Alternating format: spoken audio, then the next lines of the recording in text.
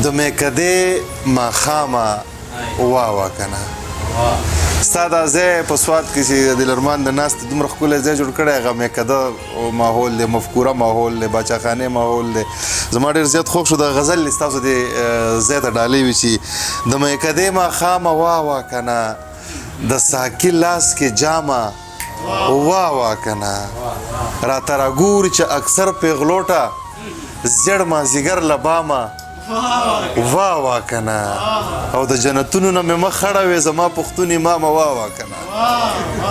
د جنتونو نه مې مخ خړوې زما پښتون امامه واوا کنه او ای د زهیر کلامه داد مې واخله ای د زهیر کلامه واوا کنه مننه د لرمان صاحب ډېره زیاته مننه ستا د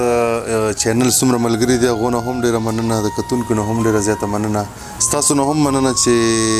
ځان منه یې دوم خو زموږ نه خوا چې کوم شاعرانو تاسو غزل ریکارډ کړي مرکې مو سره کړي یقینا د ستاینو وړ دي یو څو شعرونه دي چې حق وایمه خود به ګناهګار یم ټیک نه یم چې حق وایمه خود به ګناهګار یم ټیک نه یم اخر به د منصور غوندې په دار یم ټیک نه یم چې حق وایمه خود به ګناهګار یم ټیک نه یم اخر به د منصور غوندې په دار یم ټیک نه یم بې خونده بې مزې او بې خمار یم ټیک نه یم نن سم ګوره په خپلو اوږو بار یم ټیک نه یم بې خونده بې مزې او بې خمار یم ټیک نه یم نن سم ګوره په خپلو اوږو بار یم ټیک نه یم او ته صبر وکړه ځان در رسومه انشاءالله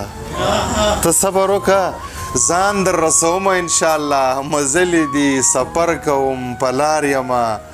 ټیک نه یم او ای ما د دغې ښار ټولې کوڅې در پسې چاڼ کړې ای ما د دغې ښار ټولې کوڅې در پسې چاڼ کړې ای زه خو لیونی د دغې ښار یمه ټیک نه یم او ارمانه سندرې نه خوند اخلي او سندرغاړي پورې خاندي بس زه د دې پښتون وطن فنکار یم ټیک نه یم سندرې نه خوند اخلي سندرغاړي پورې خاندي بس زه د دې پښتون وطن فنکار یم ټیک نه یم مړ هم یم پړ هم یم فتوې هم په ما لګي قاتل یم مقتول یم غدار یم ټیک نه یم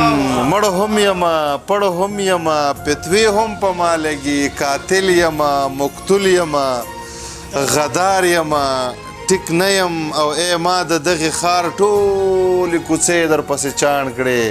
ای زه خو لیونی د دغې ښار یم ټیک نه یم ای ما د دغې ښار ټولې کوڅې در پسې چاڼ کړې ای زه خو لیونی د دغې ښار یم ټیک نه یم او راځه راسره کښېنه چې زړګی زما خوشحال شي زهیره زه خو تا پسې بیمار یم ټیک نه یم ډېره مننه یو بل غزل دی چې د شر نه څه جوړېږي شر مه کوئ د جنګ کیسو باندې باور مه کوئ عادل ارمان صاحب وایي د شر نه څه جوړېږي شر مه کوئ د جنګ کیسو باندې باور مه کوئ او که قرآن نه منئ نو مه یې منئ خو سپکاوی د پیغمبر مه کوئ که قرآن نه منئ نو مه یې منئ خو سپکاوی د پیغمبر مه کوئ لا مو وطن کې انقلاب د پیغلو نکریزې مه راوړئ اختر مه کوئ لا مو وطن کې انقلاب د پیغلو نکریزې مه راوړئ اختر مه کوئ په موږ فتوې د کفر ولګوئ خو سپکې سپورې له منبر مه کوئ په موږ فتوې د کفر ولګوئ خو سپکې سپورې د منبر مه کوئ محبتونه تل په زړه کې ساتئ خو نفرتونه دومره زر مه کوئ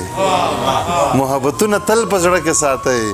خو نفرتونه دومره زر مه کوئ په خپل اولس او په خپل کام مین دی ګوره زهیر ته بل نظر مه کوئ ډېره مننه دا نن چې تا په زړه کې ځای راکړی عدنان نزګل صاحب وایي دا نن چې تا په زړه کې ځای راکړی دغه مقام خو ما ته خدای راکړی دا نن چې تا په زړه کې ځای راکړی دغه مقام خو ما ته خدای راکړی د کلیوالې مینې حد وګوره نن یې په نغه کې بنګړی راکړی د کلیوالې مینې حد وګوره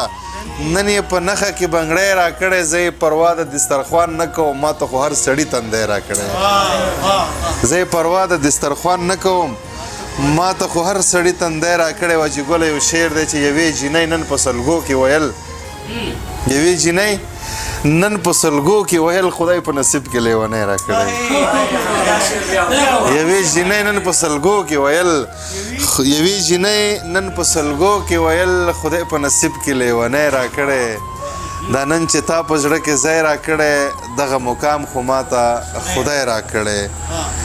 ژوند ته د ارمان په نظر مه ګوره